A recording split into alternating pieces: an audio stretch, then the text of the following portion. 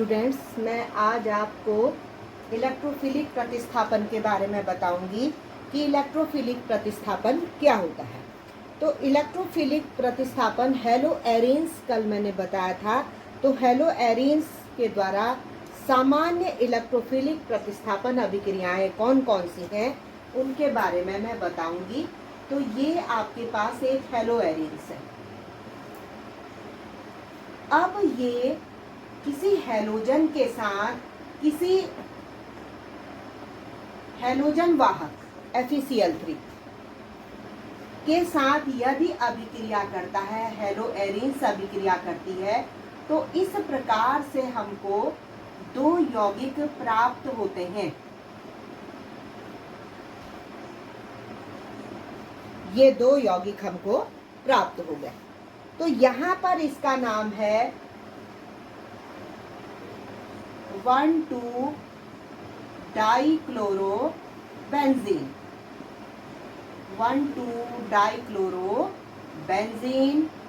ये देखिए, कल मैंने पोजीशन आपको बताई थी बेंजीन रिंग की 1 2 3 4 5 6।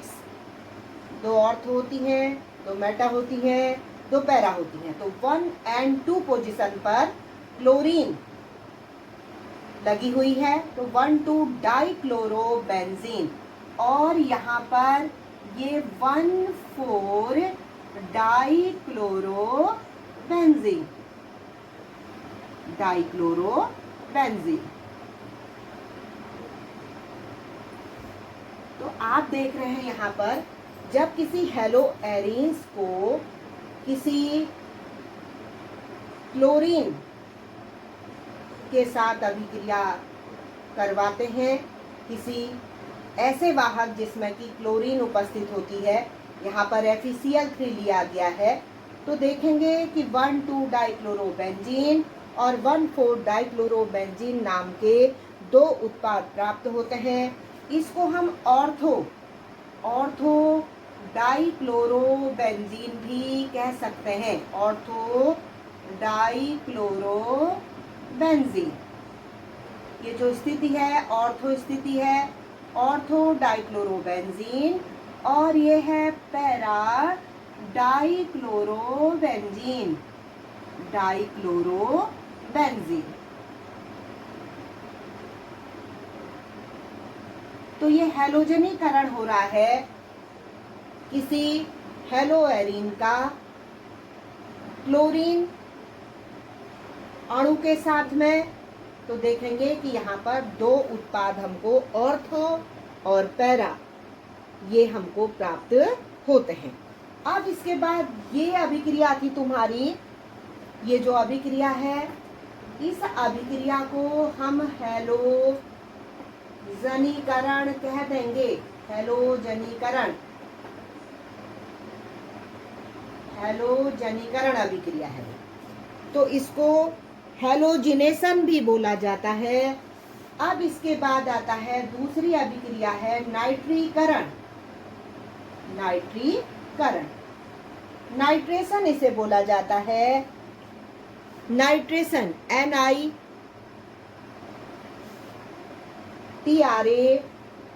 NiTRATION, nitration.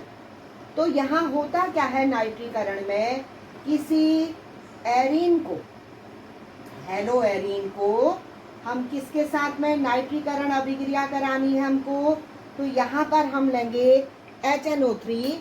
ये इसकी जो अवस्था होगी वो सांद्र होगी, कंसंट्रेट होगा।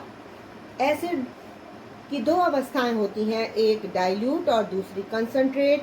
तो डाइल्यूट हल्का होता है और जो कंसंट्रेट होता है वो गाढ़ा होता है और तेज होता है।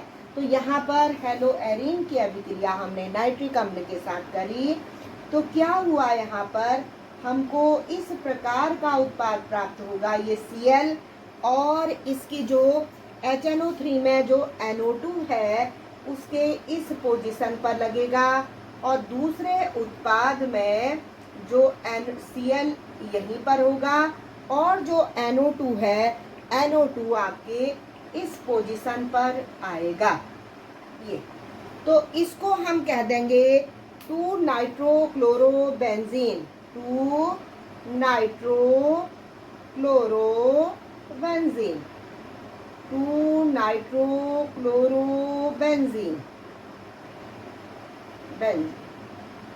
और ये है, ये 2 पोजीशन में NO2 लगा हुआ है। ये है 4 nitro chloro benzene, 4 nitro chloro benzene, 4 nitro chloro benzene. तो ये उत्पाद जो है आपका, ये ऑर्थो नाइट्रोक्लोरोबेंजीन भी कहेंगे इसको, ऑर्थो नाइट्रोक्लोरोबेंजीन, ऑर्थो पोजीशन में है ये, ऑर्थो नाइट्रोक्लोरोबेंजीन। और यहाँ पर ये पैरा पोजीशन में है NO2, तो इसको कह देंगे हम पैरा नाइट्रोक्लोरोबेंजीन, नाइट्रोक्लोरोबेंजीन। तो 2 मुख्य उत्पाद ये नाइट्रेशन में हमको प्राप्त हुए। तो ये अभिक्रिया प्रतिस्थापन अभिक्रिया है। तो यहाँ पर क्या हुआ कि जो HNO3 कंसंट्रेट ने हेलोएरिन के साथ अभिक्रिया करी, तो एक हाइड्रोजन परमाणु को यहाँ पर से हटाया, NO2 आया, और ऐसे ही दूसरा जो उत्पाद बना उसमें भी पैरा पोजीशन में हाइड्रोजन को हटा करके NO2 वहाँ पर जा करके फिट हो गया। तो ये अभिक्रिया हो गई आपकी नाइट्रीकरण। अब इसके बाद अगली अभिक्रिया आती है आपकी सल्फोनीकरण। सल्फोनीकरण ये भी एक प्रतिस्थापन अभिक्रिया है, जैसे आप हेलो एल्केन में पढ़े थे। सल्फोनीकरण इसको हम कह देंगे सल्फोनीकरण, सल्फोनेशन इसका नाम है। तो इसमें क्या होगा कि किसी एरीन को, ये एरीन है आपके पास, इसको हम H2SO4 अम्ल के साथ सल्फ्यूरिक अम्ल यहाँ पर कंसंट्रेट लिया जाएगा, और क्या होगा यहाँ पर, इसको हम क्या कर देंगे, ऊष्मा दे देंगे। तो देखिए, तो क्या होगा, सल्फ्यूरिक अम्ल किस प्रकार से टूटेगा, HSO3 इस प्रकार से HSO3H और HSO3 इस प्रकार से टूटेगा। H2SO4 हो रहा है। ये जो आपका सल्फोनीकरण में सल्फ्यूरिक अम्ल है वो किस प्रकार से टूट रहा है। देखिए यहाँ पर ये Cl तो एज इट इज होगा, और यहाँ पर SO3H आ जाएगा, SO3H, और दूसरे यौगिक में भी क्या होगा, यहाँ पर Cl, और जो नीचे ये आएगा SO3H, ये हो गया। तो अब आप देख रहे हैं, पोजीशन देख रहे हैं यहाँ पर 1 2 3 4 5 6, यहाँ भी देखिए 1 2 3 4 5 6।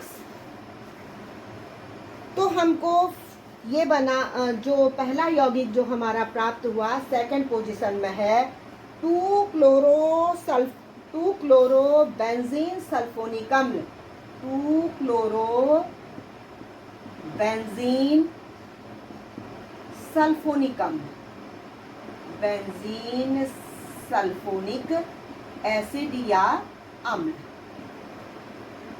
और ये आ जाएगा, यहाँ पर देख रहे हैं आप कि 4 क्लोरो बेंजीन सल्फोनिक अम्ल, बेंजीन सल्फोनिक अम्ल, बेंजीन सल्फोनिक अम्ल। तो 2 ये उत्पाद प्राप्त हुए। तो यहाँ ये सल्फोनीकरण में प्राप्त हुए ये 2 उत्पाद। तो जो H2SO4 है, H2SO4 के जो टूटने का जो क्रम है, इसको आप तोड़ लेंगे HSO3O करके, तो आप देखेंगे SO3H जो यहाँ पर आ जाएगा ग्रुप, इससे सल्फोनिक बनेगा। 2 क्लोरो बेंजीन सल्फोनिक अम्ल ये सेकंड पोजीशन में है, यहाँ पर चौथी पोजीशन में है, तो ये ऑर्थो कंपाउंड है और ये है पैरा कंपाउंड। ऑर्थो और पैरा नाम के दो यौगिक प्राप्त होते हैं। इनमें से ये उत्पाद प्रमुख उत्पाद है, जो मुख्य उत्पाद जिसको हम कहते हैं, इसमें ये प्राप्त हुआ और इसमें ये है, इस वाले में ये है और इस वाले में जो पहला जो मैंने बताया था हैलोजनीकरण में, उसमें जो दूसरा हमने पैरा वाला जो उत्पाद बनाया था वो मुख्य उत्पाद होता है। तो ये हुई हमारी इलेक्ट्रोफिलिक प्रतिस्थापन अभिक्रियाएं, जिसमें मैंने आपको बताया हैलोजनीकरण, नाइट्रीकरण, सल्फोनीकरण, 3 अभिक्रियाएं बताई। तो यहाँ पर आपको ये हैलो एरीन्स की इलेक्ट्रोफिलिक प्रतिस्थापन अभिक्रियाएं हैं। Thank you.